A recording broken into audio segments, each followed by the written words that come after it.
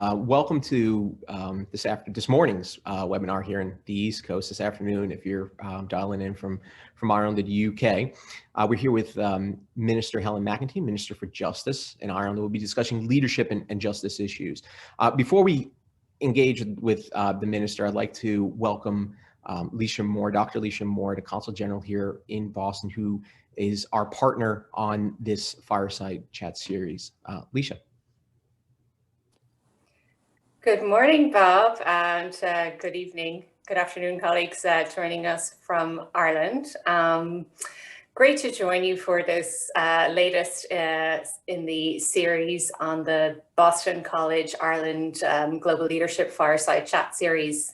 As you mentioned, Boston College is a key partner for the Irish Consulate here. I mean, it has been for 150 years. This series of conversations, it was originally conceived as an in-person series of engagements to talk about not only Ireland's relationship with the US, but also Ireland as a member of the EU and the broader transatlantic relationship of Ireland, Europe, and the US through Ireland's global experience. And what better place to do that than Boston, which I think is really the heart of Irish America.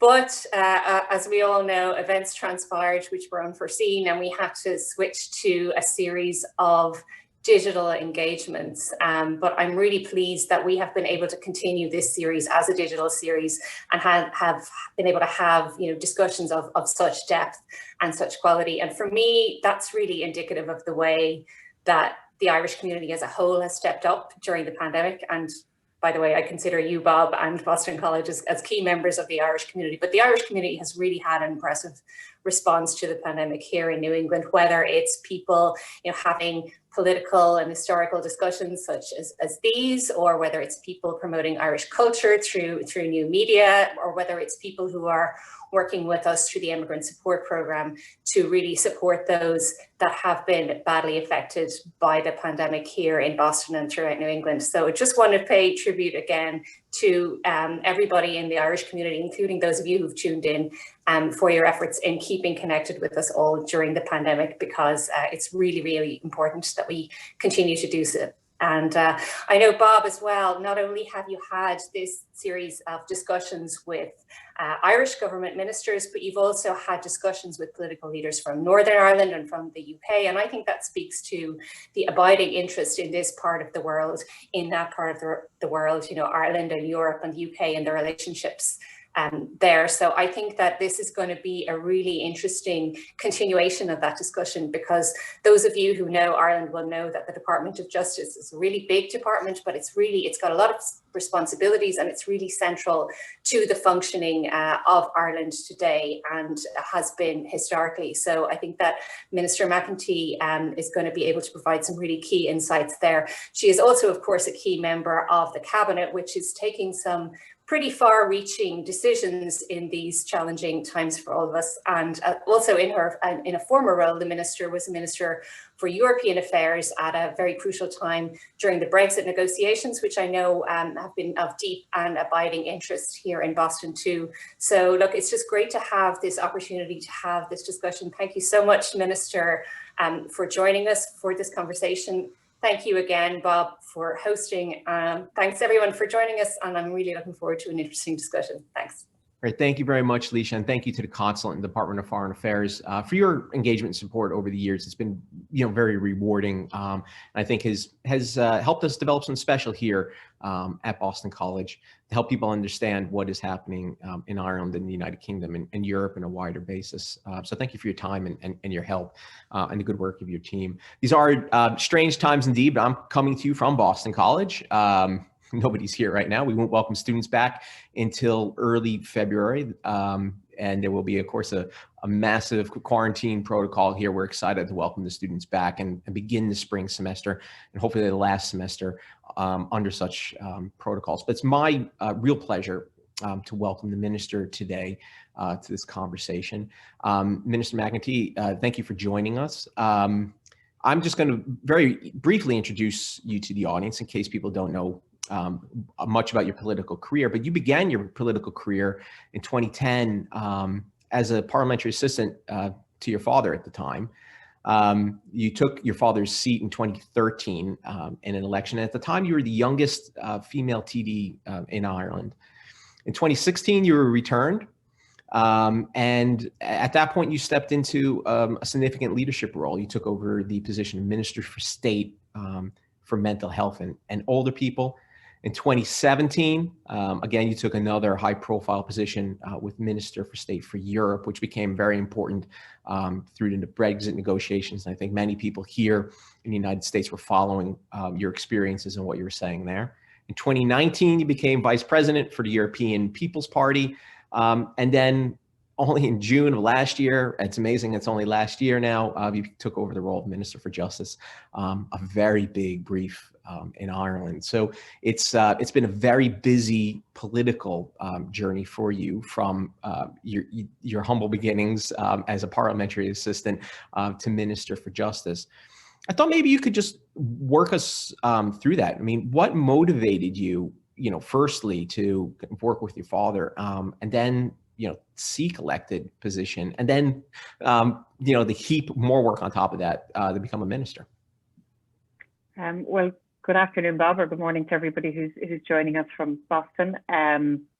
Really pleased that I can join you today. I know I was due to join you Christmas a year ago, and unfortunately with our eruptive schedule, it wasn't possible. So while it's not in person, I do hope to get to join you at some stage in person, but really pleased to be able to have this chat this afternoon. As you've just outlined, I suppose it's been kind of somewhat of an up and down process for me in that I suppose I would have always had a very keen interest in politics. My family, so not just my dad, but both sides of my family would have been involved in elections and working with candidates and campaigning. So I kind of grew up with that. And when I went to college, I studied economics, politics and law. And it wasn't until I was in college then that my dad ran for the first time and was successful and was representing the constituency and the area that I now represent. When I was finished college, and I suppose I would have worked with him while I wasn't working with him, I would have always helped him campaign and kind of work behind the scenes. I went on to do a master's in journalism, and it was while I was doing that master's that a position with him became available. So I started working with him, and really I think just working that closely with somebody and seeing the work that he did, and I suppose he was so passionate about what he did and about the people who he represented at a constituency level, and then later on when he became a Minister of State at the Department of Agriculture.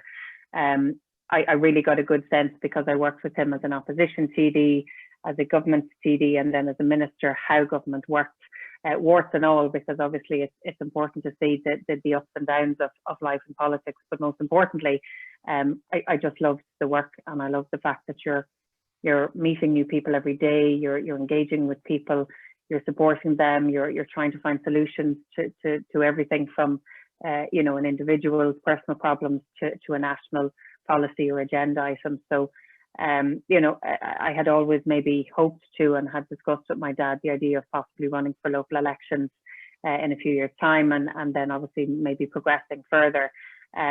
I suppose unfortunately what happened, my dad died very suddenly in the December of 2012. And I suppose the option was there for me to potentially put myself forward and to run in that election. And because it was a by-election, it was something that had to happen, or that was going to happen very quickly. And even though it was a very difficult time for me and my family, I never for a second thought that this wasn't something that I wanted to do, and obviously threw myself into it, and thankfully was successful, and the people in our constituency decided to give me a chance, really. And after that, things have probably moved at a much quicker pace than I had ever imagined or planned or anticipated. And as you've said, I was appointed Minister of State for Mental Health after the second election by our then Taoiseach Kenny. And I think for me at the time, and I had said this to Kenny, what was really important was that there needed to be a particular focus on mental health within the Department of Health, and that we needed particular focus on our younger people, because we had started to see a lot of issues emerging, and in particular our younger people had started to demand better services and better support, and more engagement and discussion around their mental health and that of their peers and everybody else. So it was a role I really, really cherished and found difficult at the same time, because my dad had died from suicide. So I suppose it's something that was very personal to me, but something as a young person, as you said, I was 26, I felt it was something that I could relate to people on in other levels as well. So, and then obviously moving on and becoming Minister for European Affairs, which was probably the craziest 3 years of my life, if I could use that language, but in a very good way, in a positive way, and the huge level of engagement with colleagues and relationships that I developed over those 3 years with EU colleagues, with US colleagues, with colleagues outside of those jurisdictions as well, really, I think was very important, and showed to me just how important it was that as a small country like Ireland, that we build these and develop these relationships, not just from a Brexit point of view, but from so many other points of views as well. And then obviously my role in justice over the last 6 months, it's gone from a different kind of busy, I think, and I have to say it's not a department that I ever saw myself in, and it wasn't for any reason. It's not that I didn't want to be in it. I just perhaps never saw myself being appointed to justice, and it's a department that I think has so much potential, and there's so many fantastic people working in the justice sector, be it in An Garda Síochána, or be it in our court service, be it in the prison service, working in our department in immigration on such important issues. I'm really excited to progress so much of the areas that we're working on over the coming years, and I suppose hoping that I have an opportunity to do that for as long as possible. Maybe we should go back to your first election and then your role as Minister for in mental health. You work closely with Pieta House. They've done a lot of work here in the US, and they've raised the profile of the challenges that young Irish people face in these mental health issues.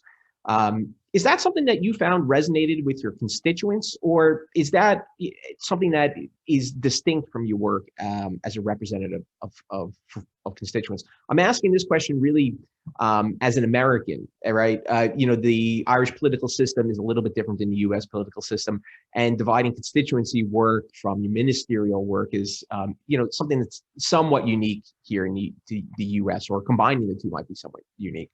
So I thought maybe you could talk a little bit about that balance. Your personal passion, was it reflected by your constituents' issues, or do you find them as largely something that was distinct? No, I mean, I would say first and foremost in Ireland, all politics is local. So, one day I might be in my constituency office speaking to an individual who is potentially going through a difficult time for, whatever reason, be it, and I'll give an example of somebody I met recently or spoke to recently where their daughter had an eating disorder, and they're trying to come to terms with, and how do they work with the system, and how do we improve the services, and how do we make sure that there's support there for younger people to deal with all these issues. So it spans across a number of different departments and a number of different issues, and that's the constituent that I'm working with. But then you move to a national picture, and you're trying to put in place policy that will support and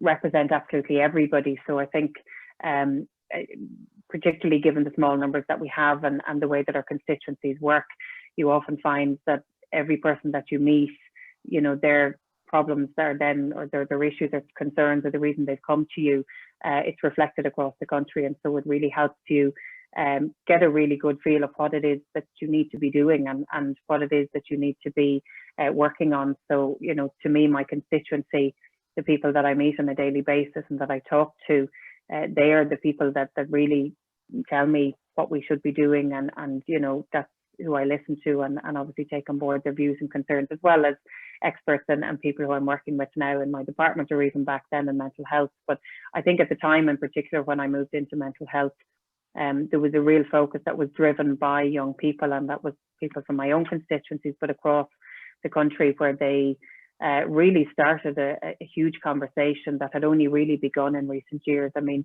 suicide until very recently was a criminal offence. It was something people didn't talk about. It was one of these kind of secrets that people felt shame around, and particularly where there was suicide involved. So it's only in the last few years and in the last decade or two that we really have started to talk about it more. And I really think in Ireland, it's a lot of the younger people that have driven it. So when I was appointed to that role, I established a task force on youth mental health, and brought together people from education, from health, from the Department of Children, engaged with people who had worked in community and voluntary sectors, worked with people from different organisations like Joan Freeman and Pieta House, others who are working in places like Jigsaw, and really tried to get a sense of what are the issues, what do younger people want us to do, how can we bring about change, and those recommendations are still now even being implemented, and there's still work being done. So, you know, we have a long way to go. It's still not everybody feels comfortable talking about their mental health or maybe problems they might be going through, but given the situation we find ourselves in, the pandemic, the fact that so many of our young people are not in school, they're not engaging with their friends, they're not going through school and college in the way that they should be, you know, I think we need to be particularly conscious that, you know, people's mental health is at risk here, and that we need to make sure that focus remains really, really strong. So that's, you know, I can see that in my constituency, but I see that at a national level as well. That's great. I just mentioned to everyone, you feel free to ask questions via the Q&A function or by the chat function as well. There'll be plenty of time for us to engage with those questions. You raised the issue of the pandemic and its nexus with mental health. You know, what is the status right now of the pandemic? You know, what are the government policies right now, and where do you see the next few months headed as your government tries to grapple with this issue? So unfortunately, we are in the highest level of lockdown at the moment. So we had been in this stage back in April last year, and obviously had opened the country up slightly and changed things again, but we experienced quite a significant surge or increase after Christmas, where we had tried to open things up a little bit to allow people time to meet with family and friends and to socialise in a small way. But unfortunately, the numbers spiked significantly. So at the moment, as you can see from my very, very glamorous background, I'm working from home. And most of my colleagues are working from home. Most of my department is working from home. Really, people, unless they have to be out and about, unless they're frontline workers and in critical roles, they're being asked to stay at home, to stay within 5 kilometres of their home for exercise. And the only other reason that they should be travelling is if, you know, unfortunately, if they're sick or they have to tend to somebody or to help somebody or to pick up food. So it's a very tight restriction at the moment. And I think while the timeline is essentially that we would come out of this on the 1st of February, I unfortunately don't think that that's going to be the case. I think this is something that would probably continue for a number of weeks more. Now, like yourself and many other countries, we have the vaccine, we started rolling out, and I think by this Sunday we hope to have about 140,000 people vaccinated. So that will include our frontline healthcare workers, that will include people in residential settings, that will include a lot of people over 70, and we have set out a timeline. So I think there is a level of positivity, but I would also say people are very fatigued. I think they're tired. It feels a little bit like a time warp. I think you're wondering, have you left the house at all this week, because everybody is really starting to get to the point where they're ready for it to be over. But I think that's when the time is probably it can become more dangerous, because when fatigue and tiredness sets in and we start to get the vaccine rolled out, people might feel, well, you know, it's okay to move about a bit more, engage a bit more, and I suppose we're just trying to be as clear with people as to what we're doing and to what the plans are. But as we've seen before, things change with COVID. It's very unpredictable, and obviously it's very hard to plan more than a few weeks or a few months ahead at any stage. Yeah, you yourself, of course, you know, became infected very, very recently, but of course now you're feeling much better, and you're out of quarantine. I am, yes, yeah. So I'm allowed to leave. I haven't gone too far, but I unfortunately did, and I think it just shows how infectious it is at the moment, in that I had a very small circle of immediate family over Christmas, and thankfully very few of them had contracted it, but my husband did also, so the two of us were in our own little bubble and cocoon over Christmas. But no, I'm feeling well, and I'm really very grateful, because I think it's something that, while, you know, most people who are fit and healthy get through it and, you know, might have flu symptoms and coughs and other elements, you know, you just don't know how it will react and how people will react to it. So it's just really important that people don't contract it, and that obviously those who are more susceptible to it and who have underlying conditions and who are elderly, that we protect them as much as possible. In your role as minister, and of course, you're not minister for health. It's not your, it's not your brief. But you have a large department, and many of police service, of course, is the initial question here. They are frontline workers, is constantly possibly exposed, or certainly they have to be out in the community at a time when it's dangerous. What kind of responsibility do you have as minister to help the police services deliver their service in a safe manner? What kind of things are you doing to support the frontline workers in that way?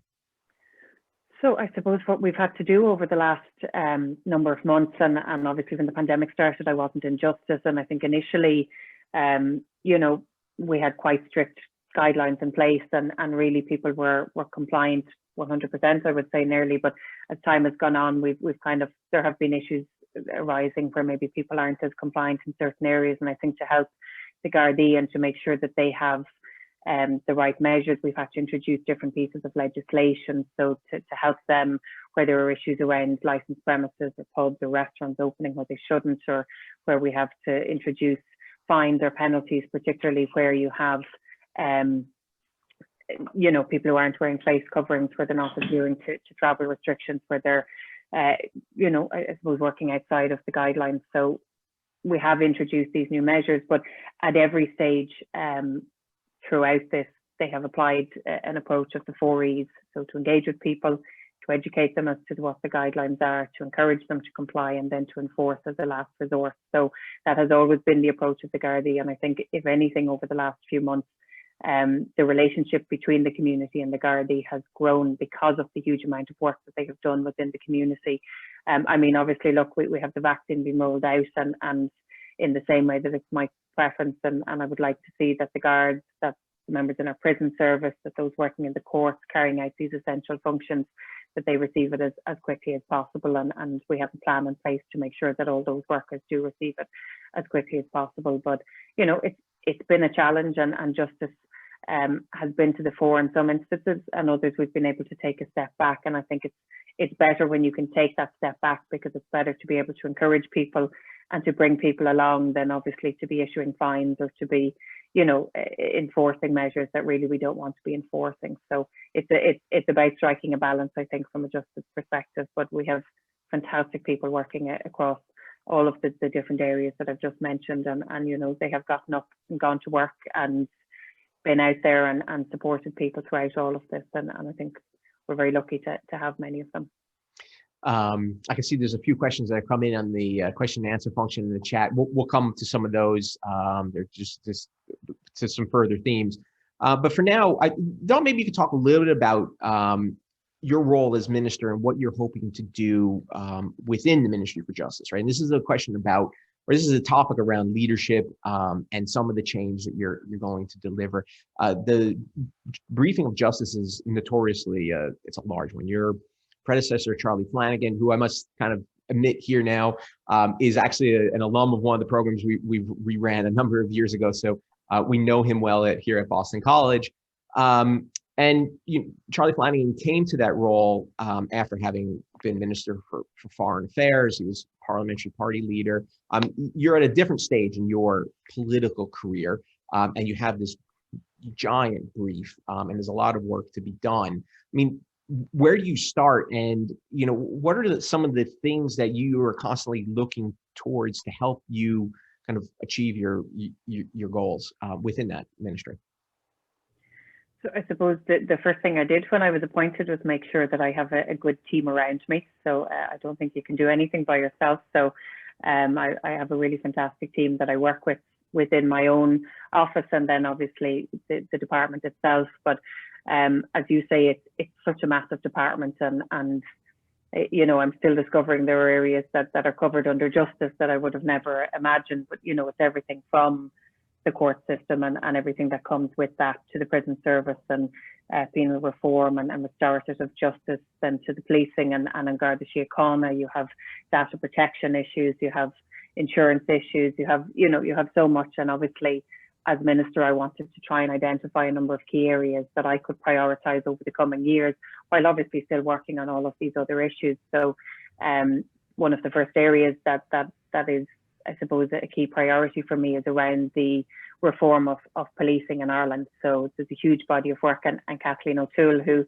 is a very good friend of Boston College, was the chair of a report that was commissioned back in 2017 by my predecessor, by Francis Fitzgerald, and this was to look at, I suppose, policing structures in Ireland, and not just the idea that An Garda Síochána are there to prevent or to prevent crime, but that they're also to prevent harm and to support communities and to work with communities. So there was a huge amount of work done, a report produced in 2018, and then an implementation plan. So we're working through that implementation plan at the moment, working with An Garda Síochána, working with communities, bringing all those pieces together. So it's a massive piece of work, not just from a legislative point of view, but also in terms of, you know, restructuring some of the operational way in which the Gardaí work, making sure it's diverse, making sure that we have all these supports in place from the other departments as well, because often you find the guards, you know, particularly at the weekends, they become mental health workers. They end up working in education in spaces where they shouldn't be. So we're working with all these different departments to bring together a structure whereby they can support communities and not just obviously focus on significant crime and other areas like that.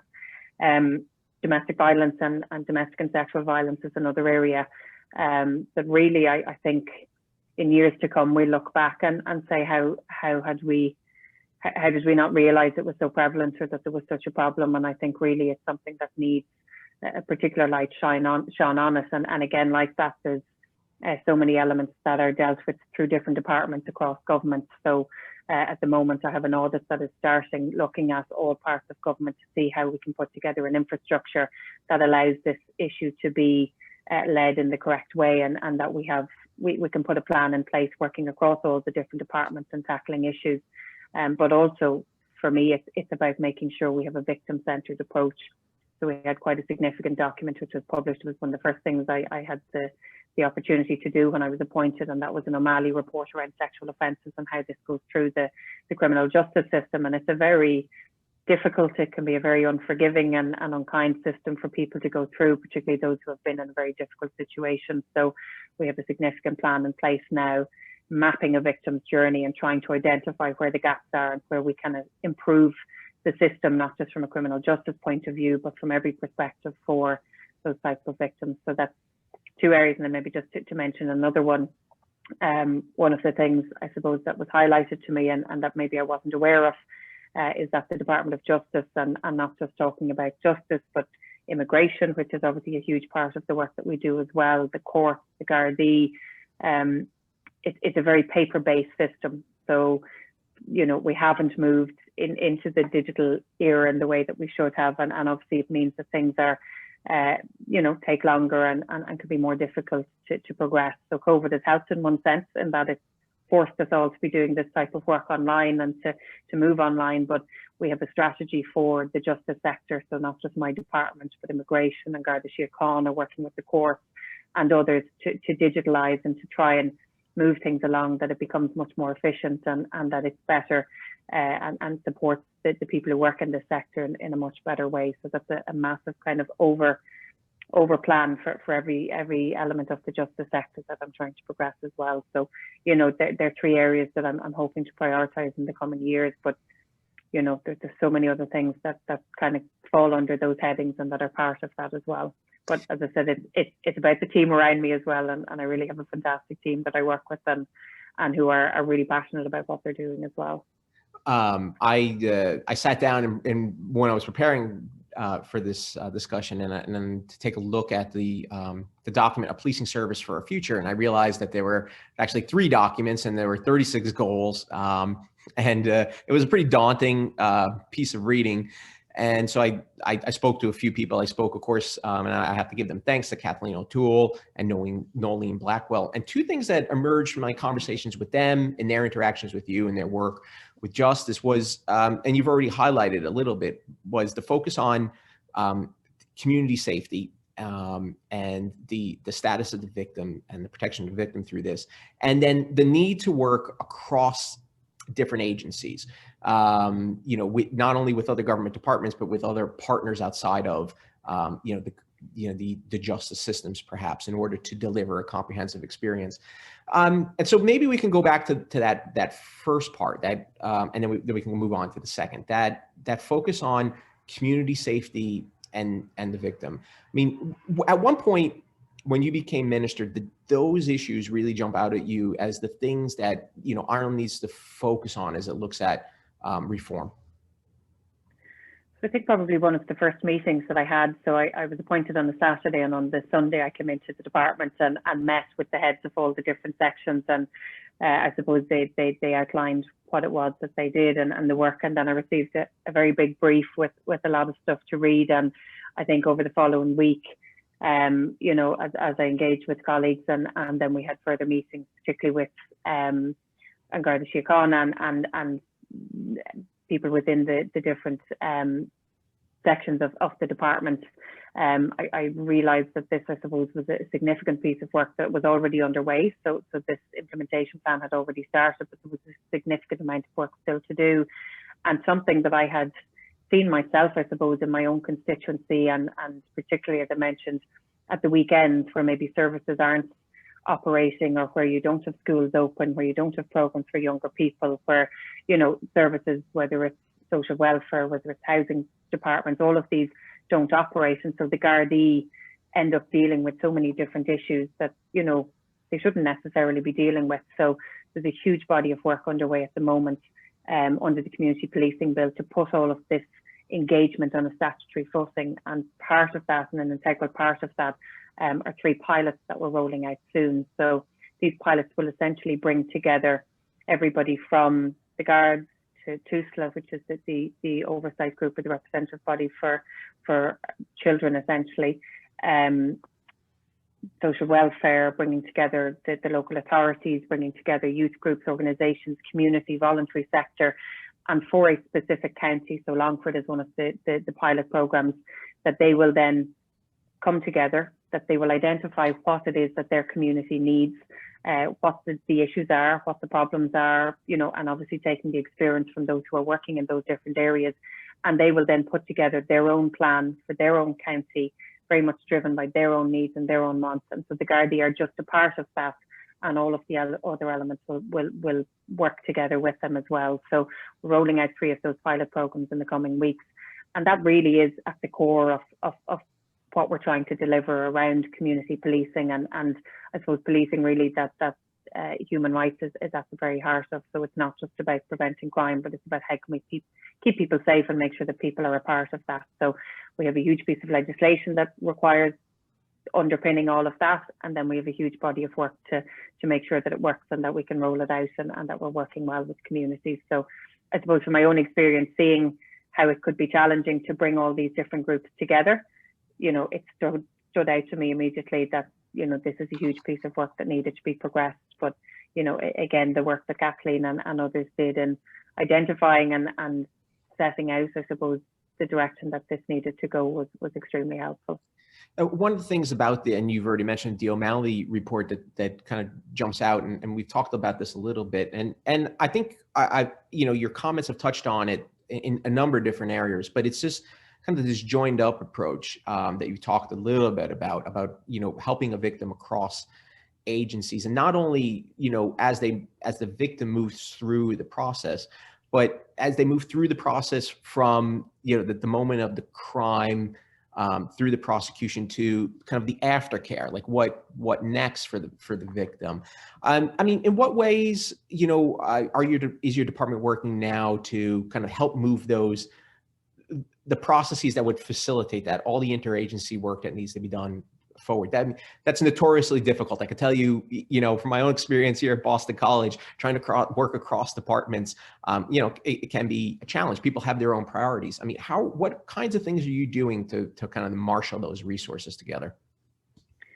So really, I suppose when I received the report from Tom O'Malley, who was a lecturer and worked in this space and an expert in this area back in July of last year, what I wanted to make sure was that this wasn't just a report that sat on a shelf and didn't really go anywhere. And it was really, really important to me because I had spoken to victims of sexual assault, of rape, and people who had gone through such traumatic experiences and unfortunately were re-traumatized by the system itself because, you know, they were engaging with people who maybe weren't experienced or didn't have the education and how to deal with them. They were going through systems that were just cumbersome and didn't really support the victims. So in bringing together, I suppose, the recommendations and trying to put together an implementation plan from the very outset, we engaged and I engaged, and I suppose I chair most of these meetings, which helps me to know how things are going, but also to make sure that we're moving in the right direction, linking in with the different agencies. And you know, you mentioned Nolene and so many others. We have a specific group of just the community and voluntary sector that I engage with to get their feedback. But we've also established an implementation group, which has everybody from the Department of Health, the Department of Education, because there's a whole area around consent and a focus on that was key in the O'Malley report, bringing together health, education. We have TUSLA again, the Department of Children, my own department, and Justice, and others. And I chair this oversight group, so we meet on a regular basis, and I suppose the actions that have been set out in the implementation plan, you know, we work through them, the departments work together, and you know, we have made a lot of progress already. And even today, I brought a memo to Cabinet which will introduce preliminary trial hearings, which was a key recommendation in the O'Malley report. So I really think that, I suppose it's been a help that there's been a lot of buy-in from the department, but I think it's about putting the structures in place. It's about bringing everybody together and making sure that the community and voluntary sector are part of that, but also those that have the responsibility. So the judiciary, An Garda Síochána, the legal services, the court services body, and everybody else that has a role in this, they're all part of these committees. And you know, that's allowed us to make progress, and obviously we have a huge amount of work still to do. But maybe just to mention one of the particular pieces of work that we're doing, and I suppose as this report has been published and I spoke to more people, I realized that, you know, the recommendations were very specific to the criminal process, but that there was lots of other areas that needed to be addressed. So we're engaging with the community and voluntary sector and asking them to come back to us with I wouldn't say typical, but with a journey that an individual that they might support or work with goes through, and that we can then map all of those journeys and make sure that we identify where the gaps are in the system. If it's our department, that we can deal with it. If it's somebody else's area, that we reach out to them and bring them into the fold if they're not already there. So it's a huge logistical exercise, but at the same time, you know, you have buy-in as well from people, because it's such an important issue and because it's an issue that people really want to get right. So that's a really big help. With that, I think it's a good point. I was impressed with the document your department published on hate speech, and how much information your department took in from such a wide audience, not only across the island of Ireland, but across Europe, the United States, and Canada. It was really interesting. Minister, there are a number of questions here ranging across a number of different topics. It truly reflects your brief. I think one question here jumps out that fits with some of the conversation we're having here. You know, Ed Burke, a colleague from the University of Nottingham, is asking about the potential fallout from UK's exit from the European Union, and how concerned you are around counterterrorism cooperation or cooperation around serious crimes. There have been some, you know, challenges recently with the UK leaving some of the information sharing systems. How is your office, your department thinking about these issues?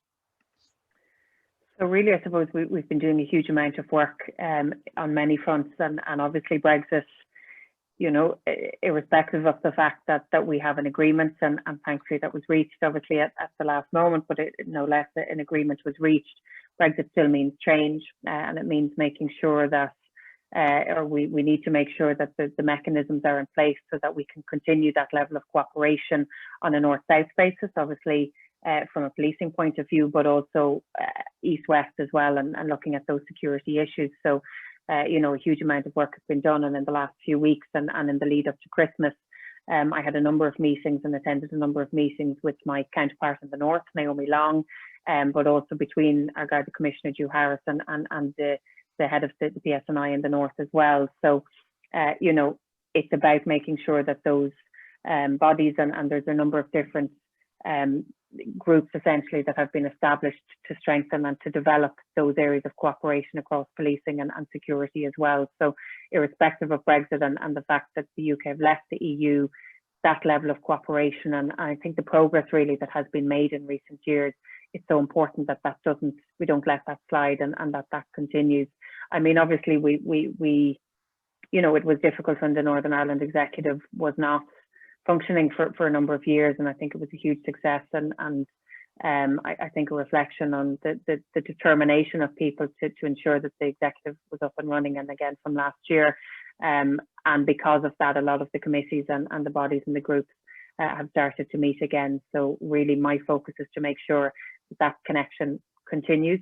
Obviously from a legislative point of view, there's potentially more work that might need to be done even post-Brexit to make sure that we have the measures in place, that, you know, there are no gaps there, particularly as you mentioned, where it comes to transfer of data and information, and making sure that there's that seamless cooperation between the guards and the police and the PSNI. So it is a challenge, and, you know, Brexit in itself brings challenges, and we've seen that not just in justice, but, you know, with our hauliers, and, you know, with imports and exports, and, you know, where there has been maybe a level of unpreparedness in certain areas, and it has caused difficulties. But, you know, I think we just need to work through that, and obviously continue to engage and to work with each other to try and get over these challenges. I'll take an opportunity to extend that kind of question across the Atlantic. Of course, the United States was not part of the European Union, but collaboration between Ireland and the US on international terror and crime, data protection, and that's an extremely interesting one to many here in the United States, especially with the large number of US multinationals based in Dublin. I mean, what do you anticipate your relationships will be like with your peers here in the US as the Biden administration beds down? Well, you know, I think I can probably speak on behalf of most of my colleagues in government when I say, you know, I'm looking forward to the new administration, and I think it will be a really positive development in terms of the transatlantic relationship. I think it's safe to say that relations have been somewhat strained over the last number of years from an EU perspective, and obviously Ireland has always tried to play our part, and then obviously just the Irish relationship in itself is hugely important, with I think 33 million Americans who would claim Irish heritage, and obviously developing that is extremely important, not just from an economic but a cultural and so many other perspectives. But, you know, I think President-elect Biden has been very clear that this is a relationship that he wants to grow and to flourish, and I think there are so many opportunities. I mean, with COVID, obviously, to work together and to show that level of cooperation around climate change, which is you know, one of the biggest challenges of a lifetime, never mind generation, you know, around development of you know, our economy and looking at research and innovation, but also, as you say, peace and security. And, you know, I really think that with the new administration starting from tomorrow, that relationship can begin to grow again, and certainly from an Irish perspective, it won't be found wanting. And, you know, if I could just say, over the last few years, and my trip last year, where I fortunately wasn't able to meet with you, the connections that we have built up, and the visit in particular from the Speaker of the House, Nancy Pelosi, and Senator Neil, and others from the Ways and Means Committee, the support that has been shown to Ireland around Brexit, around protecting the peace process, and making sure that nothing in any way jeopardised that, has been absolutely phenomenal, and I think really was hugely helpful in the Brexit negotiations. And it's about continuing that level of engagement and building on that kind of support as well. That's great. There, someone pointed out to me very recently that 9% of Biden's cabinet will be BC alumni, including our own John Kerry, former Secretary of State, and Mayor Marty Walsh. So we're excited here at Boston College in particular about the links, hopefully, that we can continue to engage and share and grow together. There's a question here about the recent mother and baby homes report. And of course, the president spoke last week about that. It's my own colleague here at Boston College, Jim Smith, is an expert in this area. It's, I think, a particularly difficult one.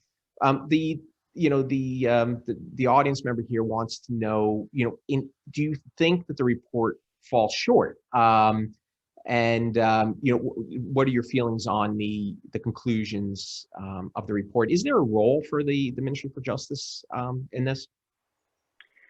So I think the role really, it depends on a number of things and how they progress. So we had the report, which was issued at the same time as progress being set out in terms of the Tuam babies and other, I think, very difficult elements of our history and our past. And I think where the Gardaí will be needed and where there may be a potential for criminal investigations to take place, then that's where we will step in. But I think there's some work to do before we potentially get to that stage.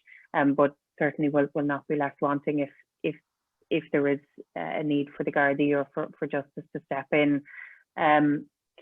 It's a very difficult issue, and I think there's very few families with extended families that haven't been some way impacted or haven't known about someone in their community or don't have some understanding of what happened, and this spanned over so many decades. And I think the report, what it highlights, and the Taoiseach in his speech last week, what he tried to highlight was that this wasn't just the church, this wasn't just these institutions, this was society as a whole in many instances that failed these women, that failed their babies.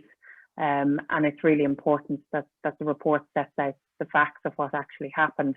And there are different, there are people who are impacted by this that have different views and have different feelings about what happened or what should happen next. And I suppose it's about trying to make sure that we address as many of these women as possible. So obviously the report sets out a number of recommendations that my colleague, the Minister for Children, who's leading on this, will be working through over the coming weeks and months, and most importantly working with the women and their families on this as well. But it's, to me as a young woman who's pregnant at the moment, it's a very shameful part of our history, and it's something that's very difficult for a lot of people, and I think we really need to make sure that we get this right for the people who are impacted by it. There are a number of questions. I'll continue to work through those, but if you do have a question, please do take a moment, put it into the chat or the Q&A function. Minister, we didn't speak about it at the top, but you're expecting, as you just pointed out, congratulations. It's an unusual experience, I think, for a young mother to be a political leader. We haven't seen too many instances around the world, but there have been some high-profile ones, including the Prime Minister in New Zealand and other speakers who have been, engaged political leaders and engaged mothers. You've spoken quite a lot about the relationships between gender in politics and the role of women in politics. You support quotas, but you also think that more needs to be done beyond that. What are some of the things you're advocating that would help increase inclusivity amongst political leaders? So as you say, you might be able to see it from here. Maybe my cheeks are getting a bit chubbier, but I'm 5.5 months pregnant and find myself in a situation where I'm the first cabinet minister to be pregnant and to have a child. So it unfortunately has highlighted the very fact that in Ireland, if you are a TD, if you are a senator, if you are a cabinet minister or even a councillor, there's no such thing as maternity leave. And this is something that I'm absolutely determined to change, not just to make sure that I can take that time off with my baby, but that other women will have that opportunity, because, as much as we try and encourage and make politics a more family-friendly place, and, we try and adjust timings and work schedules and everything else to make it somewhat more friendly, for a woman to get into politics and at an early age to then be told, well, there's no provision for you if you want to have a family. I think that's first and foremost something that needs to change and something we're working on. In terms of gender quotas, I think if we weren't to introduce them, or if they hadn't been introduced. You think of the first minister, Countess Markievicz, in 1919, and the next minister was in 1979, I think, female minister. So if we were to wait at the pace in which it has progressed over the years, would be another 100 years waiting for equality. So I think that the gender quotas were necessary, but for me, I think to introduce them at a national level is probably not enough. I think they need to be introduced at a lower level in terms of local elections, because women tend to get involved at a community level, and they're involved whether it's in schools, whether it's in projects that are happening in communities, and that's how a lot of people get involved in local politics. So I think to be able to set that at a local level as well, it means that you have more people coming through then for the national politics and at a national level.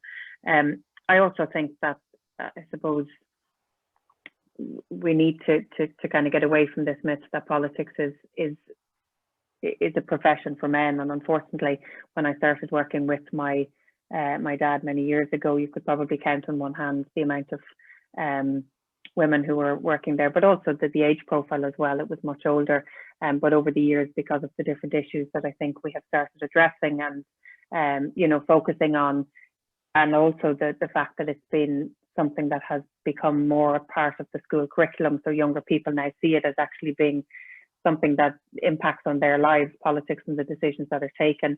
You have more younger people getting interested at a much younger age. So we have new classes that are specific to politics in our schools, where they engage on issues and they understand the links and the connections of what they do in their everyday life and the decisions that we take. And I think that in itself will help to encourage much younger people as well as women to get into politics. But we still have a way to go, even though gender quotas were introduced a number of elections ago.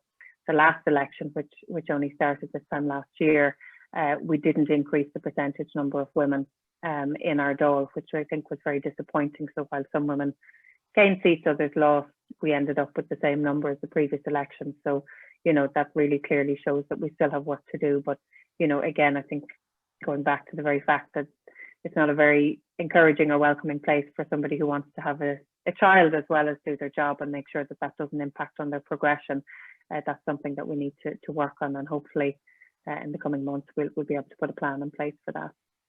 So are you seeing this as an issue of concern amongst your constituents, or is there a different community that is really concerned about this issue? About women in politics and just about some of your efforts in it, I mean, I think it's something that's reflective across a lot of different sectors, and it's not just in politics. But I think even again, going back to this, the very fact that we're trying to progress equality in all areas, ensuring that we have increased numbers, whether it's women in leadership positions on state boards within our departments, and yes, at a political level, we don't have measures in place that would support people. People lose faith then in thinking that the government is going to actually put measures in place across the board for everybody if they're not doing it for themselves. So I think we need to lead by example in that regard. And I think if we can put measures in place within our departments, within our government structures, and for ourselves, then obviously you're setting a very clear example, but also you're making sure that there's a very clear marker laid down. So, as I said, I think there's still a lot of work to do, but I think we are starting to make progress, and we are starting to see, much more people and women emerging in leadership positions, not just in politics, but across the board. And obviously, we just need to keep working on that. Yeah, that's great. It is, I think, a very difficult area for women to work in, and it's great to see you leading some reform efforts in that regard. Minister, some of your comments about mental health really struck a chord with the audience. One listener would like to know a little bit more about, what government can do to fight the stigma of suicide and to encourage people to talk openly about mental health. A number of other people are wondering about the nexus of the pandemic and mental health and some of the policy issues here. I'm wondering, have you had an opportunity to give much thought to this of late, or if you were, what kinds of things would you hope to see develop? Well, I think first and foremost, it's about making sure that we can talk about it. But I mean, what we found I suppose a number of years ago, where people started talking more and more about mental health, is that more people started coming forward and realized that the services simply weren't there. So it is about investment. It is about making sure that the resources and the finances there. So over the last number of years, we have significantly increased our mental health budget, making sure that it wasn't just a one size fits all. So something that really struck me when I was in the department is that for many years, irrespective of maybe, you know, whether it was a, you know, an issue around anxiety, whether it was something, if somebody had a bipolar disorder, if somebody had an eating disorder, if somebody, you know, irrespective of what it was the person was going through, there was the same size fits all approach. And what's happening now is that there's a more tailored approach, very much led by research, very much led by, I suppose, experts in certain fields, developing and putting together programs and plans that are tailor-made for individuals. But, you know, that's something that we need to continue to do. But I think also from a very early age, we need to make sure that we're working with our younger people through our schools and in our education settings to give them the tools that they need to deal with life and to deal with the many challenges that will come their way. And so there's been a huge focus in recent years around putting those structures in place within our schools, obviously supporting our teachers as well, because often they're expected to be all things to students as well. So making sure that we have the right structures and systems in place to be able to work with students to go through the different issues that they might be dealing with at a younger age. And obviously the hope and the anticipation is that as they get older, they'll carry those tools and those lessons with them and be able to apply them to all walks of life.